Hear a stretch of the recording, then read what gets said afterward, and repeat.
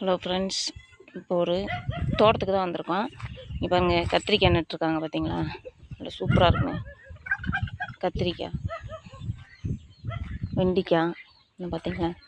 கத்திரிக்காய் இப்போ தான் வந்து தழுத்துக்கிட்டு வருது பாருங்க. வெண்டிக்காய் பார்த்தீங்களா? வெண்டிக்காய் இது நம்ம சொந்தமாக வந்து இயற்கை முறையில் விவசாயம் பண்ணுறது தான். பார்த்தீங்களா கத்திரிக்காய் எவ்வளோ இருக்குன்னு பாருங்கள். அது இந்த சைடு பார்த்திங்கன்னா தட்டங்காய் போட்டிருந்தாங்க. ஸோ அது வந்து அறுவடை முடிஞ்சிருச்சு.